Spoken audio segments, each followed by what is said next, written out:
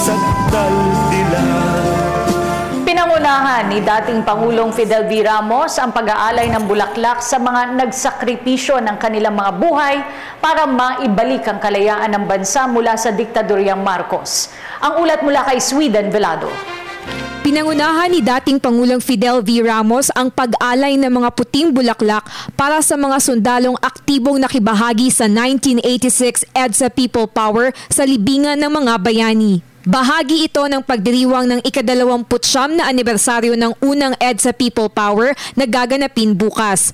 Sa harap ng mga dumalong pulis, sundalo at maging mga veteran soldier kasama ang mga sibilyan at matataas na opisyal tulad ni Vice Presidente Jejomar Binay, sinabi ni Ramos na mahalagang isabuhay ang diwa ng EDSA dahil isa ito sa mga naging pinakamatagumpay na revolusyon para makamit ang demokrasya sa ating kasaysayan kung saan walang dumanak na dugo dahil hindi ginamitan ng armas at dahas. Ani Ramos, naging mahalagang susi sa tagumpay ng 1986 People Power ang pagkakaisa ng mga Pilipino para iwaksi ang katiwalian, ganid sa kapangyarihan at ipaglaban ang kalayaan at kapayapaan.